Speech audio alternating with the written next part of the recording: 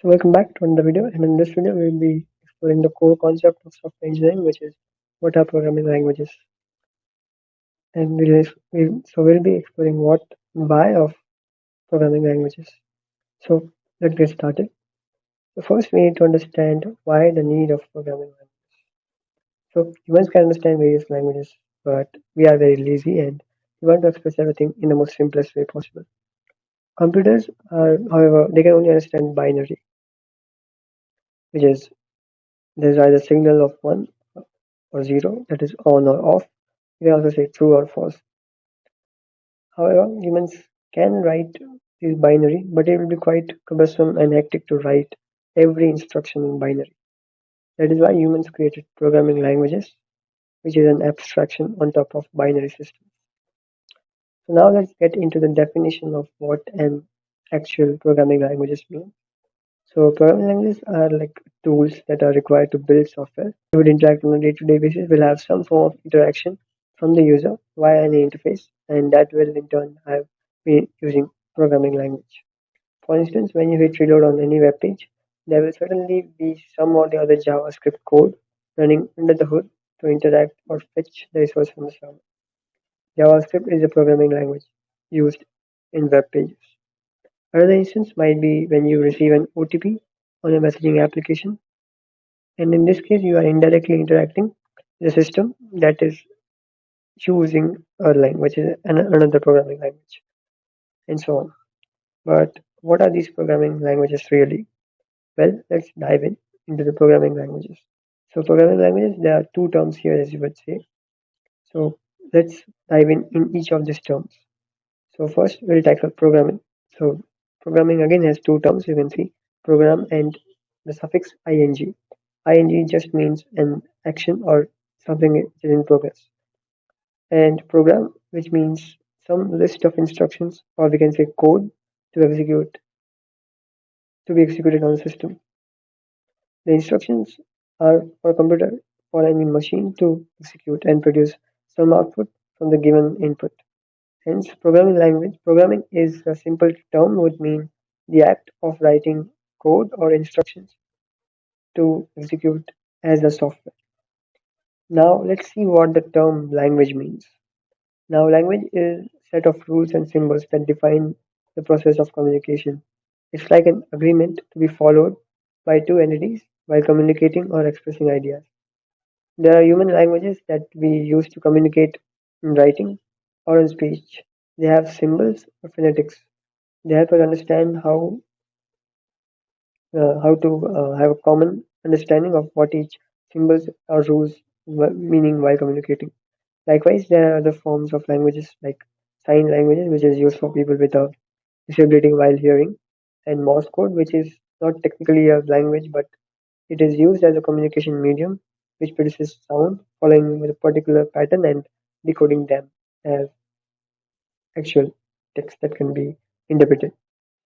Here's a Morse code example for the word hello.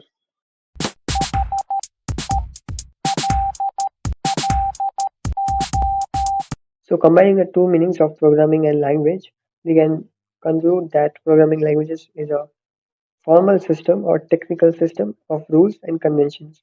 We can say syntax and semantics used to create sets of instructions that can be used to execute by a computer. You can say it as a code that can be run by a computer or system. Programming languages have certain symbols, keywords, operators, and some stuff like that that can be defined to make the computer aware of what instructions and how to execute those instructions. When I say the sentence, you can write code in any programming language. What do you understand really? Do you understand like you is a pronoun, can and write are verbs, code or languages is a noun, in is a preposition, programming is an adjective? No, right? Like you can definitely figure it out, but you didn't do it that right. You understood the sentence, but you didn't do the word by word breakdown. But you knew each word means.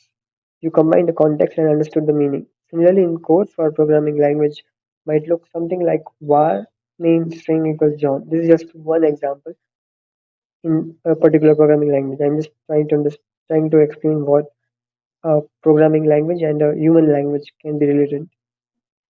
So in this above example, it defines a variable called name and it assigns the value John to it.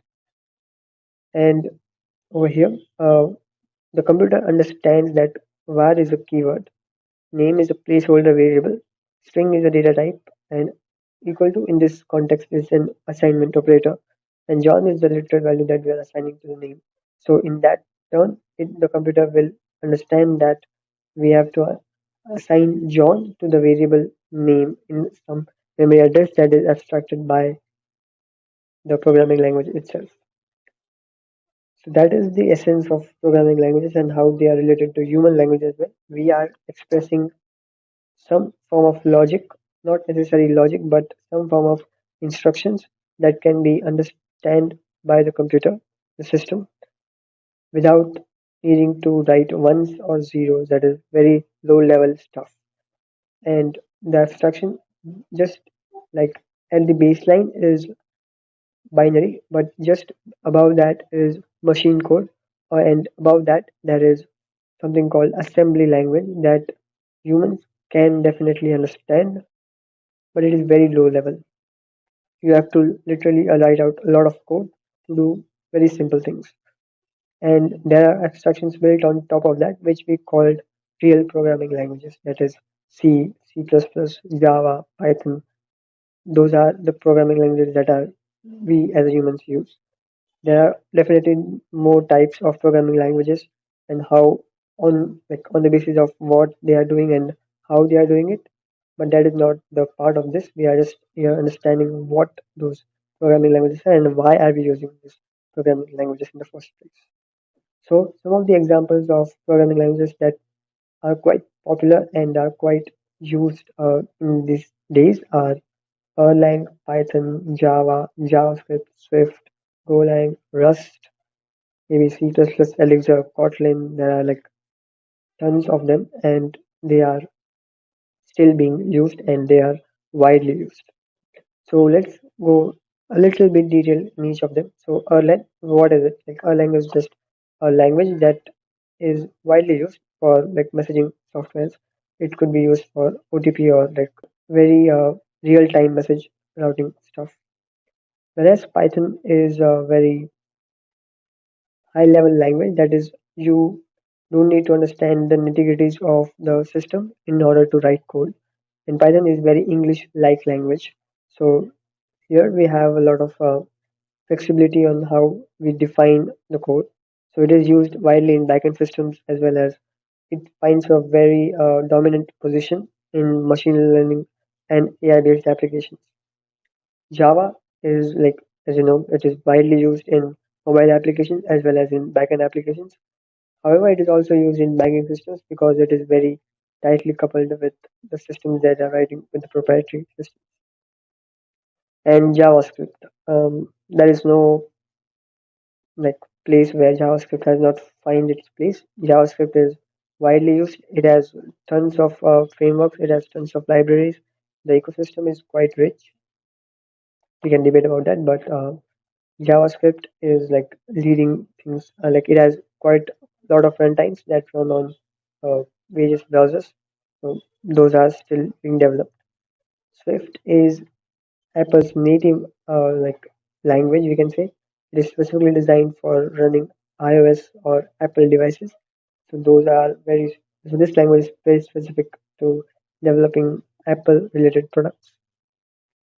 Then we come to Golang, which is another language that is quite popular and it is used for mainly for backend technologies and it is used in containerization technologies or mainly in the cloud services.